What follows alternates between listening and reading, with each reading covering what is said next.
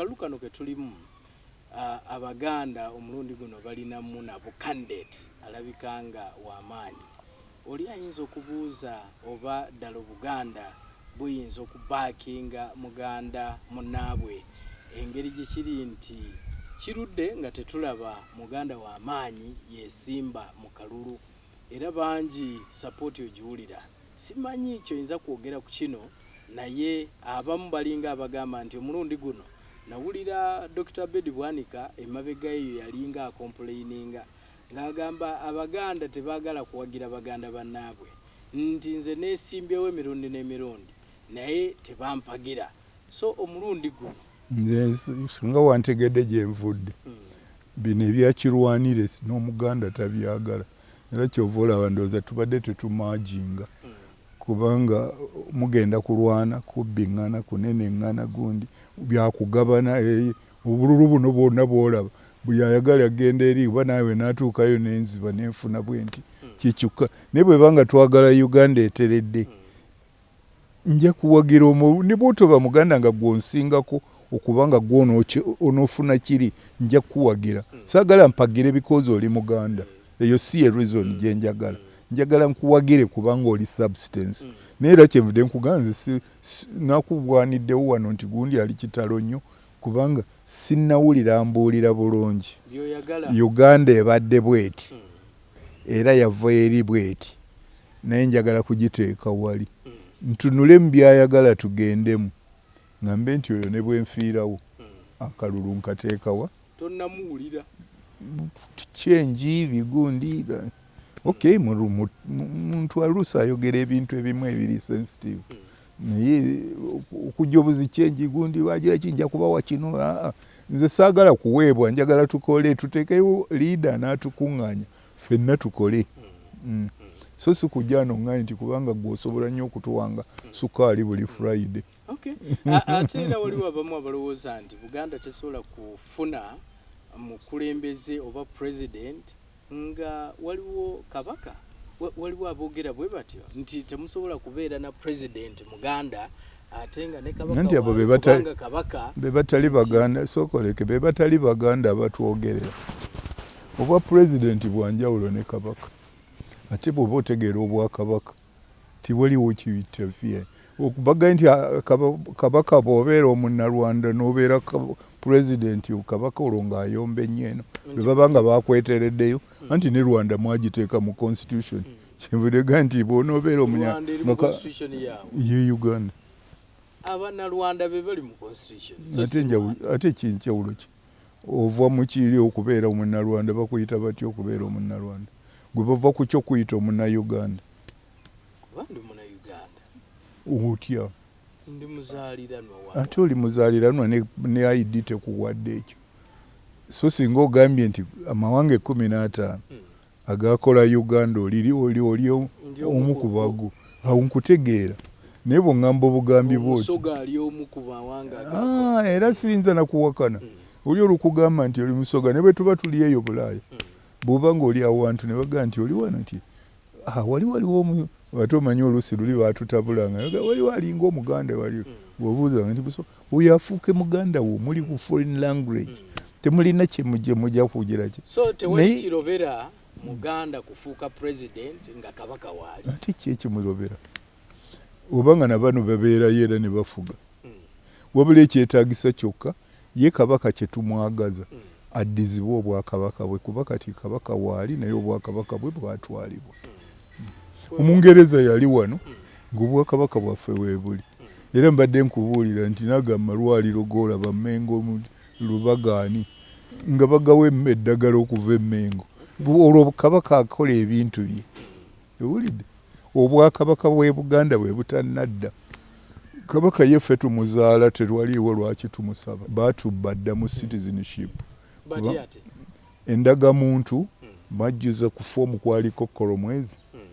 registration, birth, naturalization, presumption. Ezo baziyita acquired citizenship.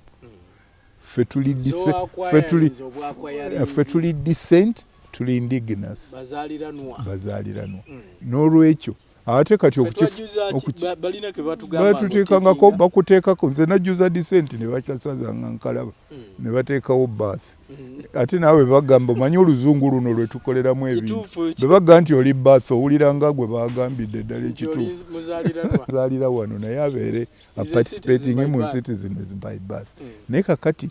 ekyakabi nti ne passport ebadde etukuumye nga tuli decent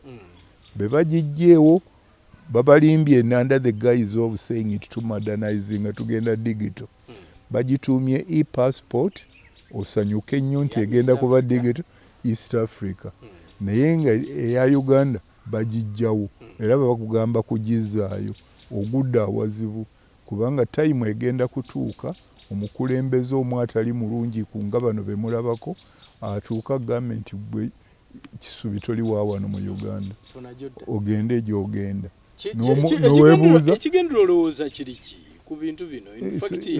kulaba kungu ogamba n'ogamba nti ne Buganda bagisaanizaawo tewakyali kigambo ate bwe mba siri Buganda bwe mba siri Muganda kigendererwa ki mu kino kutujjamu kumanya nti ffe bannannyini batta kye bayita patriotism etandika na bwannannyini kyova olaba n'akaana akawere kabazadde bwe katandika okunyeenya emikono n'okateeka kagundi katoyi mu ngalo ate omwana oyagala okukakajjako omuwe ebbeere ayagala kukuba singa alina amaanyi n'olwekyo ekikufuula patriotic ku Uganda lyewoosibuka bwe buzaale bwo oli ajja akwegattako bwegasi kubanga oli organized n'alyoka afuna acquired ki citizenship ate ne United Nations njagala oddeyo leero ogasome oba buli mulundi lwe tubagamba singa mubiteteera ne ku air of which Uganda opted kye tuli ya 2007 October 2nd ku indigenous ogisome olegeere erina 46 resolutions to protect an indigenous gwe bebali kugandi tokyali ne bakudiporting noba nga tolina gy'ogenda anti wuliriza anti omanyi kye bakola bassaawo camp ne bakuteeka mu camp tulina n'ebyuma kati ebisobola okukwokya ng'olimu olaba wenna n'oggwawo ne batamanya na vuulyo we lyalaze that is where we are going bwe muzanyisa obutuuze songa ekigambo kye twandikyaye ekigambo kye ate be baba be babipulaninze si bantu be beepulaninge eno gavumenti nagambye ebeera y'abo abakulembeze si yaffenna anti embeera bwebeera bwetyo tubanga batafuga bannayuganda ekyo gwo n'okimbuulira nze siri gundi kutunula monna era singa kyoyogedde kyekyo nandibadde ntunuulira obuzaale bw'abatukulembera naddala nga ndi bya Mukama nandimaze kukakasa towa muntu atali waawano ki kubanga asobola okukikola sina kutufuga atugiriwo ddala eggwewo eggwanga ate bw'atuuka okubba ettaka nga tokyasobola kuba indigenous terina gw'oligamba jangu onyambe so nga bw'obeera indigenous olwo ogenda ne mu UN nobaga nti batubba wano waffe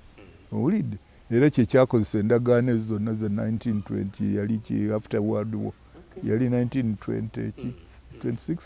something kulaga bwannannyini n'abaali bawambiddwa ng'eri olaba era kati n'aba Red Indians abatono abaasigalawo babakumaakuma baddewo yemu ku reason naye ffe kati tufuuse kireebereebe mu nsi yaffe n'olwekyo oli bwakugoba wano nagga nti genda siwawo gwongogenda owaaba waani kubanga tomanyiddwa tolina nkani wajja buzi Buganda balinga bagijja ku map si Buganda yokka no nga nzize ku Buganda kubanga Buganda bagijjawo tebakyogera batuyita central gwe okusooka neyalonda ekigambo central naye simanyi oba akitegeera kikitegeeza kubanga ffe tetubangako central tusala twawula na Tanzania twabadde central tuli ku border ne Tanzania kakati ddi lwe twafuuka central lwaki otuyita twogera central Buganda twogera ku central region nti mu East Africa tuli mu central mu